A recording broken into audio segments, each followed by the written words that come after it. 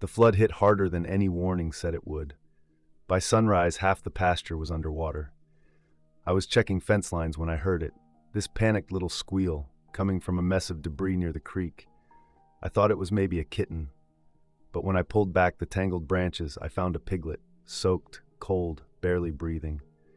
I brought him in, dried him off best I could, and set him by the stove.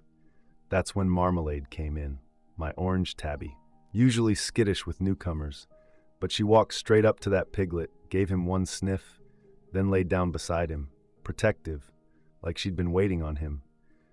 I didn't plan for a cat to adopt a piglet, or for that piglet to follow her like he was born into her litter. But that was just the start, because the real storm, it hadn't passed yet. The power had already cut out when I brought the piglet inside. I named him Benny on the spot. Figured if he didn't make it through the night, he deserved at least that much. He was shivering so hard I wrapped him in one of my old flannel shirts and laid him in a crate with a towel. I kept checking his breathing, shallow but steady. That's when Marmalade showed up. She was bone dry, which meant she'd been upstairs. She'd lost a litter 2 months ago, still hung around the barn like she was waiting for something to fill the space they left behind. I never expected that something to grunt. She climbed right into the crate, didn't even look at me, just tucked herself in beside Benny like it was her job. Now, a cat and a piglet cuddled up in a storm crate? That's not something you expect to see on your average Thursday. But after a while, I stopped being surprised. The rain didn't let up for 2 more days. During that time, Benny wouldn't sleep unless Marmalade was near. He cried if she left, and she, somehow, understood. I watched her bring him scraps of boiled egg from the plate I left out, watched her paw at his nose when he wheezed. But here's the thing no one talks about with animal rescue. It's not always about saving the animals. Sometimes it's about watching them save each other. Outside, the water line crawled up the side of the barn. Uncle Roy said we might lose the lower pens by morning. I knew what that meant. We had to move everything upstairs, feed, bedding, crates, and the rest of the strays still dry. Tina, one of the volunteers, didn't like that I was keeping Benny and Marmalade together. She's a cat, Caleb. That's a pig. What if her instincts shift? She's got instincts, all right, I said, and right now they're better than most people's. We moved the sanctuary room by room. Benny stayed with Marmalade, even when I lifted the whole crate and carried it upstairs. By day 4, he'd started nudging under her belly like she might nurse him. I could feel my chest tighten just watching them. What could this be? A one-time bond? A trauma connection? Or something more? One night, just before I dozed off on the cot near the crates, I looked over and saw Marmalade cleaning Benny's ears. He squealed in delight and bumped his little snout under her chin. And I thought, what if this wasn't just survival? What if they'd chosen each other? But survival wasn't guaranteed, because once the flood receded, real choices had to be made. Do we keep them together? And what happens when others start asking questions? By the time the floodwaters pulled back, Benny was walking. Wobbly but determined, he followed Marmalade like a duckling behind its mother. If she jumped onto a feed bag, he tried. If she napped under the sink, he squeezed in beside her, curling his warm little belly into her fur. Tina said it was cute, said it'd make a great photo for the sanctuary's website. But then she asked the question I hadn't let myself think about. So, what's the plan with him? With both of them? At first I laughed it off. I guess we see how it plays out. But the truth was, I had no idea what came next. Benny wasn't a typical rescue. He was a farm animal, technically, which meant adoption wasn't straightforward. I couldn't just put him on the same track as a stray kitten or a found dog. And Marmalade? She'd bonded so hard to him, I worried what separating them might do. That week, I called Dr. Lacey to check Benny's health. She came out in her Jeep, mud up to the windows, and gave him a once-over. No infections. Good appetite. Needed deworming, but she said he looked strong. Then she asked to see Marmalade. I brought her into the room, and Benny, of course, followed. Lacey raised an eyebrow. He still thinks she's his mama? He doesn't just think it, I said. She acts like it, too. Lacey knelt beside them and watched. Marmalade licked his snout. Benny grunted and pressed against her. She's producing oxytocin, she muttered. This isn't just habit. This is real imprinting. That's when it got complicated. Because if Marmalade was imprinting and Benny was too, separating them wasn't just inconvenient. It could be traumatic. I started reading up on it. Animal bonding, cross-species adoption, found a case of a goat raising a litter of puppies, another about a duck that mourned a dog. But there was no handbook for a barn cat and a piglet. Tina thought we should look for a farm that could take Benny, somewhere nearby, with livestock and space. Uncle Roy said, "We raised pigs growing up. That one's got too much heart. He won't make it if they treat him like the rest." And I started wondering if this was really about them or me. Because when I saw them sleep side by side, when I saw Benny try to purr, I didn't see a rescue case. I saw a family. But every rescue story has its turning point. And this one was coming fast. Because later that week, someone showed up at the gate, said they'd lost livestock during the storm. Said they were missing a piglet. The past had come knocking. And suddenly, Benny wasn't just a rescued piglet anymore. He was property. And the question became, what was I willing to risk to keep him here? The man showed up 2 days after the flood began to recede. He had that tired, sunburnt look, mud to his knees and urgency in his eyes. He said he'd lost a piglet during the storm, heard from someone in town that I'd been rescuing animals. His story seemed plausible at first. Said his fence had broken in the wind, the sow had escaped, and when he gathered the others, one was gone. Claimed his kid had been crying for days. He asked to see the piglet. Everything in me tensed. Benny had just started sleeping through the night, cuddled tight against Marmalade's belly like he was born there. Letting that man near them didn't feel right. Still, I took a photo from earlier that morning and showed it to him. He hesitated, said it looked like his. Said all piglets looked the same at that age, but that wasn't true. Not Benny. Benny had a scratch on his left ear from the barbed wire. He wore a makeshift blue collar I'd rigged from elastic cord. He squeaked when he sneezed. He wasn't just a piglet anymore, he was our piglet. That man didn't recognize him. He saw an opportunity, not a life. He insisted, but I stood my ground. I told him Benny was under vet care, protected by sanctuary policy. That if he had a legitimate claim, he'd need to bring paperwork. His expression darkened, his stance stiffened. He left with a warning in his eyes. But I'd made my decision. That night, I couldn't sleep. The air felt heavy, thicker than just humidity. I kept checking the crate. Marmalade didn't move much anymore when I hovered. She'd accepted me as part of the circle now.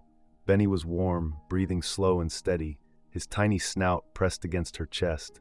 That cat had every reason to stay feral, to keep to herself after what she'd lost. But she'd let him in. They'd found each other in a moment of chaos. And in doing so, they'd created a calm neither of them had known before. I started to wonder what it was really going to cost to keep them together. The next morning, my question was answered. A county officer pulled up the gravel road, official seal on the door. Said there'd been a complaint, not just about Benny, but about the sanctuary itself. Licensing, overcrowding, livestock regulations. Suddenly, everything we'd built here was under a microscope.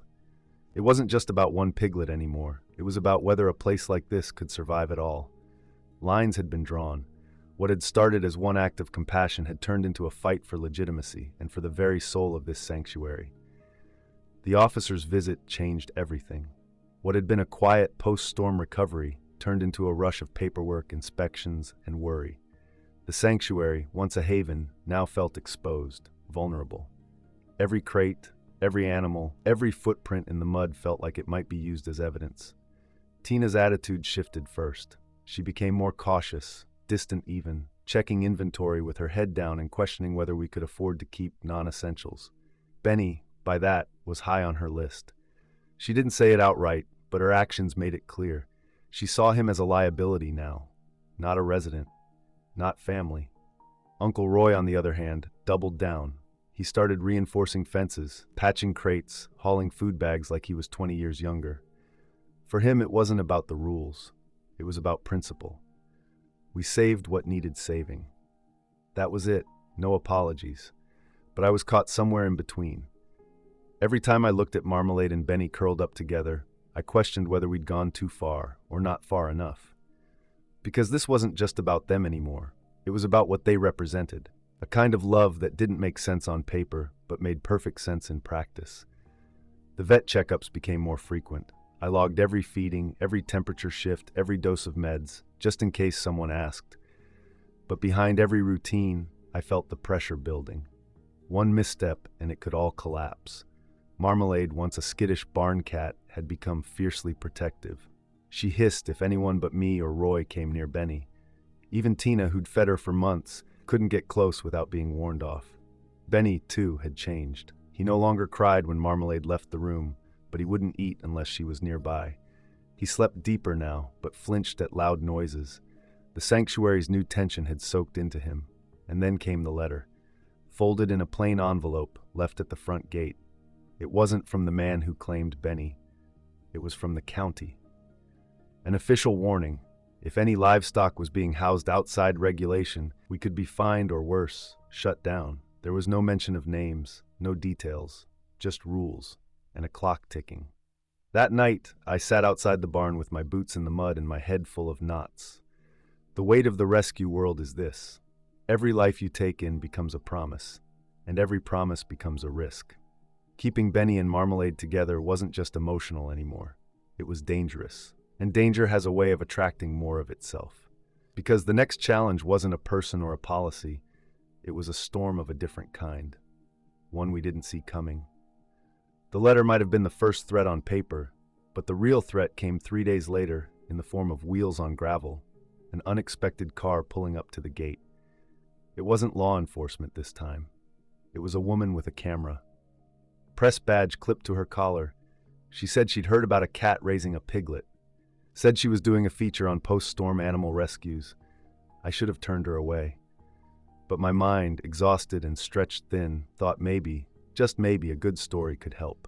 Maybe showing the truth, the tenderness between two animals who'd survived the storm together, could buy us time, buy us sympathy.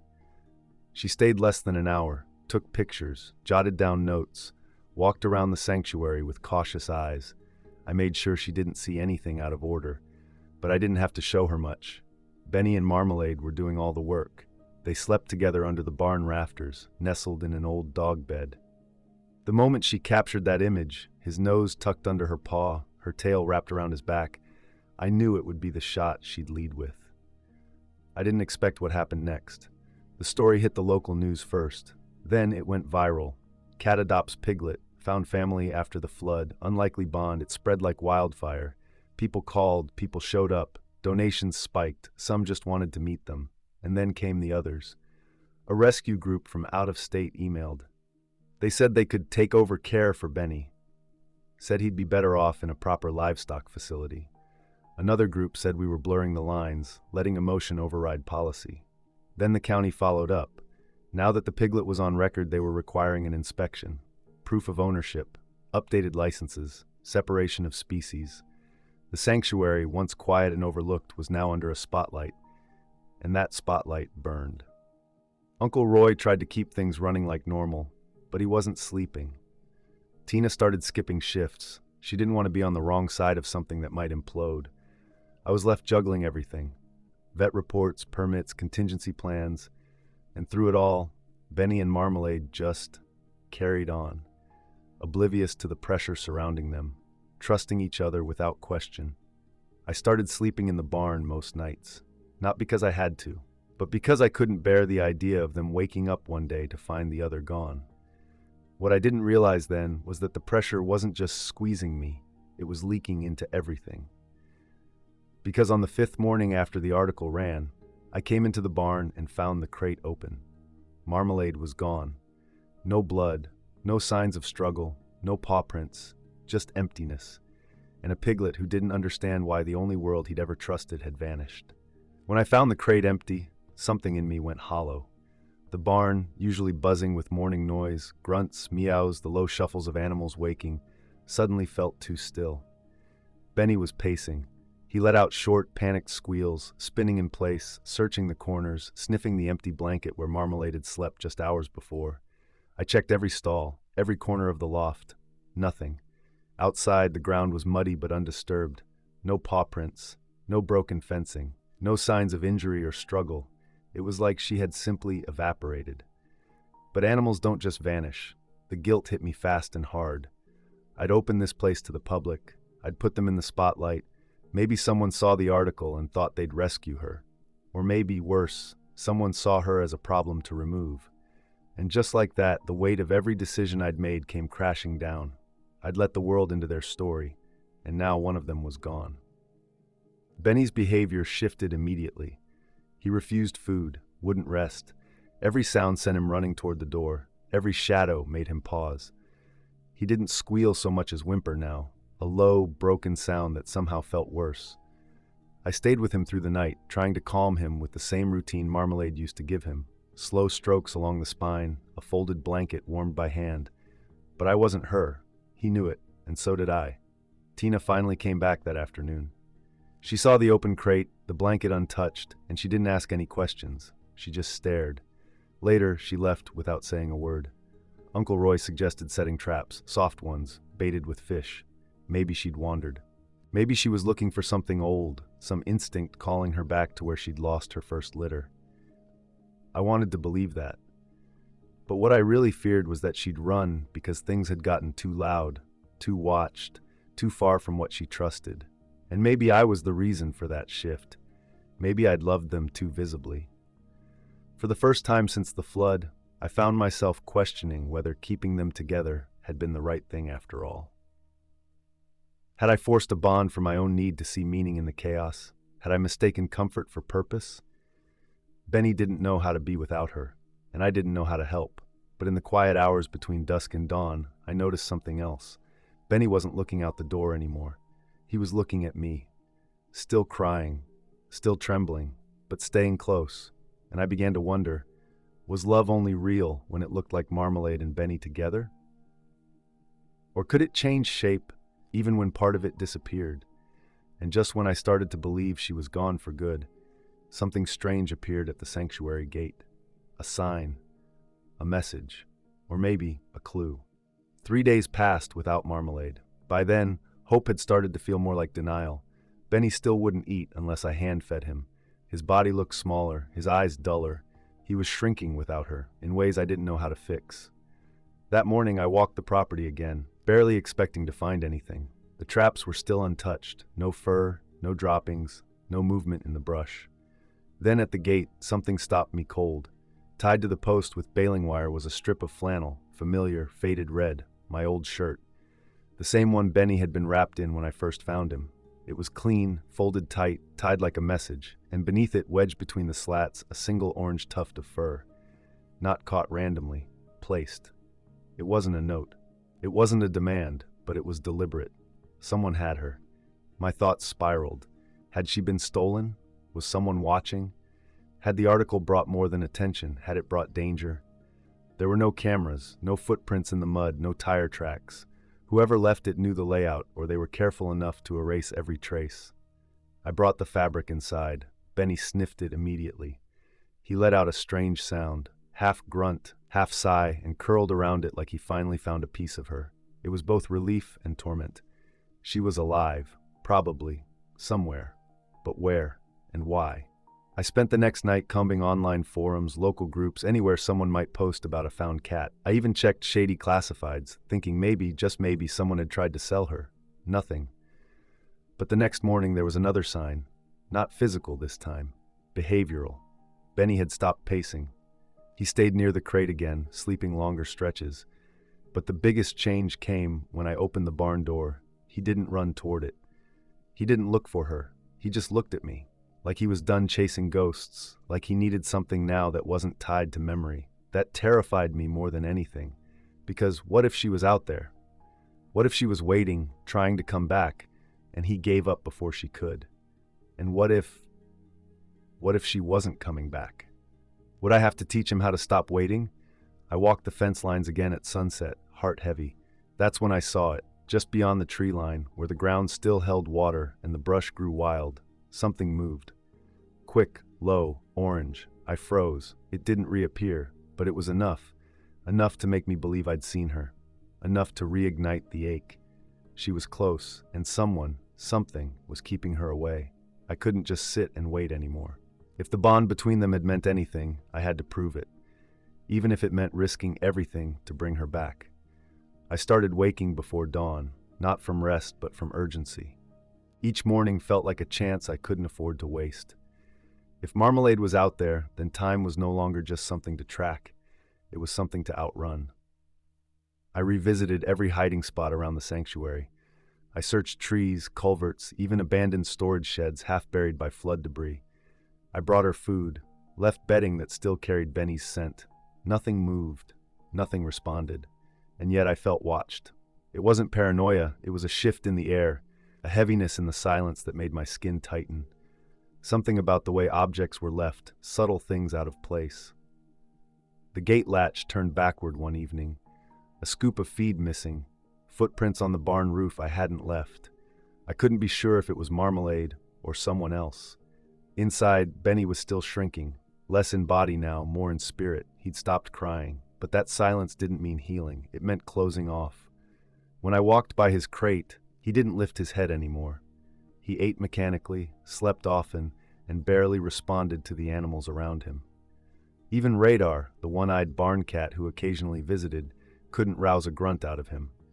It was like he'd decided something I wasn't ready to accept, that she was gone. Uncle Roy grew quieter too. He worked longer hours in the field, hammering and fixing things that didn't need repair. The stress was warping him, twisting the way he carried himself. I saw it in the way his hands lingered too long on the gate lock each night. Tina stopped coming altogether. She texted once, something about not wanting to be involved in anything unstable. I didn't blame her. The sanctuary no longer felt safe in any sense of the word.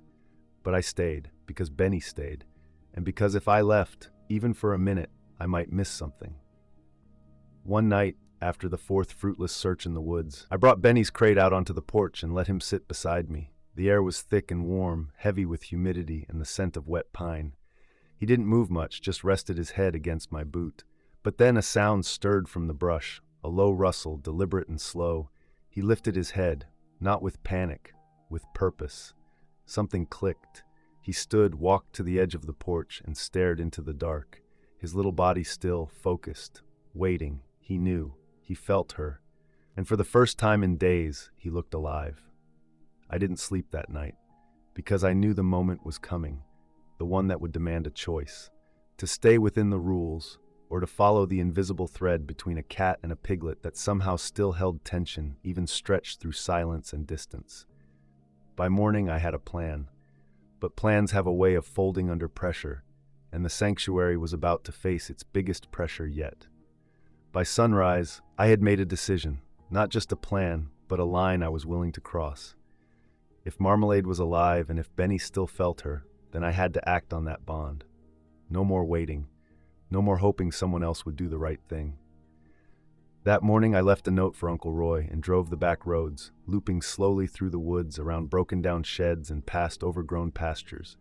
I wasn't tracking an animal. I was tracing a story.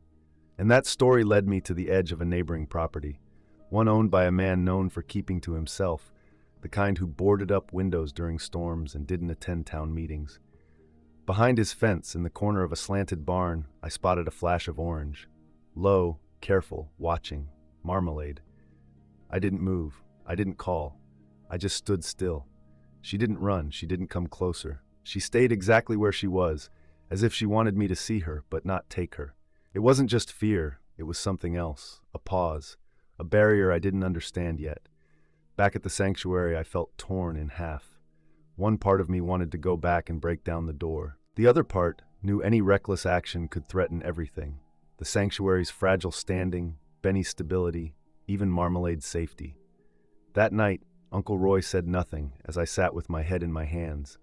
He simply dropped a folder on the table, county paperwork, fines, and a letter from a livestock enforcement board. They were investigating now. Benny was flagged as improperly classified livestock. They wanted proof of transfer, ownership, fencing upgrades, and licensing. We had 10 days. 10 days to either comply or give him up. The timing couldn't have been worse. I was on the edge of losing one animal to an invisible tether I couldn't reach, and the other to legal pressure I couldn't outrun. The weight of both decisions sat like stone in my chest. That night, Benny refused food again. He laid with his nose pressed to the door, unmoving. The moment I sat beside him, he placed his tiny body against my leg, seeking something, anything that felt like the warmth he'd lost. And I realized what this really was. This wasn't about rules anymore, or property. This was about the cost of holding on versus the cost of letting go. If I gave him up, he might survive, technically. But what would that life look like? Severed from the only mother he ever knew, reduced to paperwork and pens. If I fought, I might lose everything. The sanctuary, the animals, the trust I'd worked years to build. There was no perfect choice, only a choice that meant something. And when push finally came to shove, it wasn't me who made the first move. It was Benny. Because love, once rooted deep enough, doesn't wait for permission to act. The morning began like any other, heavy with humidity and quiet, except for the low hum of insects returning to the wet heat. I was feeding the outer pens when I noticed Benny wasn't in his crate. I froze. He wasn't outside. He wasn't with radar. The barn was still locked. Then I saw the tiny gap in the fence, just wide enough for something small and determined to squeeze through. I followed the trail through the mud, marked by tiny prints that weaved toward the trees. Every step pushed breath out of my lungs. This wasn't wandering. This was direction. He was going to her. The thought of him out there alone made something primal rise in me. I ran. Branches slapped my arms, mud sucked at my boots, but I didn't stop. Deep in the woods, the air turned thick and muffled, every sound absorbed by the canopy. Then I saw him, standing still, completely silent, nose to the air, and 20 feet beyond him, in the shadows near the edge of the neighbor's barn, Marmalade. She hadn't run. She watched him. She waited. He squealed once, high and short, and then he walked, not rushed, not afraid, like he knew every step was being measured by her. She lowered her body and let him come close. No resistance. No hesitation. She curled around him like no time had passed. I stayed frozen behind the trees, heart thudding in my ears. There was no decision left to make. They'd made it for me. Back at the sanctuary, the situation was unraveling. A letter had arrived, final notice. If we couldn't present legal documentation or surrender Benny by the deadline, we'd face fines and potential shutdown. Uncle Roy wanted to fight it. He said we could petition, call in press favors, make noise. But I wasn't sure anymore if fighting louder was the answer. Maybe we needed to move quieter, smarter. That night, I drafted 2 documents, one formal statement claiming Benny as a permanent sanctuary resident under compassionate exemption, and the other, something harder, a contingency plan. If things fell apart, I'd relocate Benny and Marmalade myself. Off-grid, protected, no headlines, no permissions. It wasn't legal, it wasn't simple, but it was honest. I kept thinking about what it meant to protect something.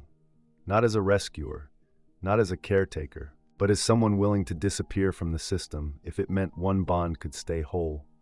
That kind of love isn't loud. It doesn't need to be seen. It just needs to be allowed to exist. The final week came quickly. Benny and Marmalade were reunited in the barn. Benny slept through the night for the first time in days. Marmalade stopped guarding every movement. They were whole again. But I knew what came next would challenge everything. My name, the sanctuary, my future. Because love had made a choice, and now I had to do the same. And when that final day came, every voice, official, personal, internal, came crashing together, and the line between right and legal finally disappeared. The final morning arrived wrapped in stillness. Not calm, but the kind of quiet you feel in your ribs, like the air itself was waiting. I'd made my decision the night before. If they came to take him, I wouldn't hand him over. I'd already moved Marmalade and Benny to a hidden stall deep behind the feed storage. No nameplates, no crates, just blankets, food, and space. The official from the county was scheduled to arrive at 10 a.m. By 9:15, I was already sweating through my shirt. Uncle Roy pretended to busy himself mending a fence that didn't need mending. I could tell by the way his hammer paused midair that he was bracing, same as me. Inside the barn, Benny was still. Not scared, not restless, just still. Marmalade sat beside him, her tail flicking, eyes half closed. She knew. Somehow, she knew everything was hanging by a thread. The truck rolled up right on time. A white vehicle with a seal on the door, clipboard in hand, boots clean and confident. No small talk, no greetings, just direct movement, eyes scanning every inch of the property like he already knew what he was looking for. I kept my breath steady, body between him and the barn. The inspection began. He moved through each stall, each enclosure, ticking boxes, asking clipped questions. Every time he looked up, I saw it, doubt, not suspicion, but the cold logic of someone trained to reduce living things to categories. He asked where the piglet was. I handed him the exemption form, a letter from the vet, photographs, proof of Benny's condition when found, proof of his bond with Marmalade, proof of care, proof of permanence. He barely glanced at them, said it wasn't up to him, said policy had to be followed. Livestock couldn't be housed with predators. Cross-species bonds weren't grounds for legal exception. He called it emotional interference. He called it unregulated. He didn't call it what it was, love. I felt something inside me snap, not in anger, but in certainty. I told him the piglet wasn't available, that he was protected, that removing him would cause trauma, that the sanctuary would contest any seizure. He marked something down, quiet, precise, cold. Then he turned and walked back to his truck. No raised voices, no police, but the message was clear. This wasn't over. That night, I locked every door twice, pulled the truck under the canopy, moved emergency supplies to the rear shed. I didn't sleep. Neither did Marmalade. She stayed curled around Benny, ears pricked to every noise, and I realized something strange. The fear had settled, but the love had not. It was still moving, growing, preparing, because the story hadn't reached its end. It was holding its breath, and the next move, it had to come from us. Because sometimes when the world says no, you don't fight back with fists. You fight back by making something so strong they can't take it apart. By sunrise the next morning, the air had changed again. Not lighter, but clearer. There were no more illusions, no waiting for someone else to understand. No hoping the right form or letter would make the truth official. Marmalade and Benny had been through floodwaters, separation, fear, and noise. What kept them steady wasn't approval. It wasn't protection. It was the bond they built, minute by minute, nap by nap, through every small act of trust. That bond didn't need permission to exist, but it did need shelter. So I gave it that. I filed the relocation plan. Quietly, no press, no goodbye posts, just the vet, Uncle Roy, and me. We used the back trailer, lined it with hay, blankets, everything familiar, set it up under cover of dusk while Benny napped under Marmalade's watchful eye. When the time came to move them, I didn't use a crate. I carried Benny in my arms. Marmalade followed on her own. No leash, no coaxing, just presence. The new space was smaller, just a piece of private land Roy had held onto years ago. No neighbors, no surveillance, just trees and sky and space to breathe. It wasn't permanent, but it was safe, and for now that was enough. Back at the sanctuary, the fallout was immediate. The county officer returned, found the crate empty, found the feed logs gone. No piglet. He didn't say much, just made a few notes and left. But I knew the meaning between the lines. We'd slipped through the cracks, or more honestly, we'd chosen to live in them. In the new place, days passed quietly. Marmalade settled quickly, finding a patch of sun by the window and claiming it. Benny, as always, stayed within inches of her. They began again. She groomed his ears. He squeaked in sleep. They napped nose to tail in the same dog bed we brought from the barn. The bond hadn't weakened in the storm. It had forged in it. And in the silence of their reunion, I understood something I hadn't been able to name before. Love isn't always about big gestures. Sometimes it's just staying close, staying with, even when the world doesn't understand it. I kept my distance at first, gave them space, let them rebuild the rhythm we'd nearly broken. But one night, as the sky went pink behind the pines, Benny climbed into my lap while Marmalade watched from her perch. She didn't move to stop him. She just closed her eyes. That was her answer.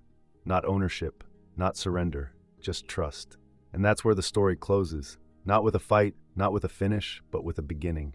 A place reclaimed, a family redefined, a decision made, one bond, one choice. Carried forward, not explained. Because what came next wasn't the end. It was the question that still lingers.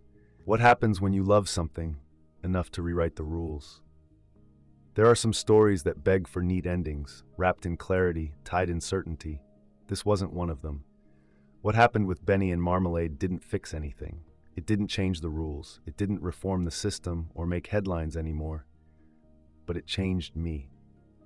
Because for all the forms I filled, for every mile I drove and every law I brushed against, the real rescue never happened on paper.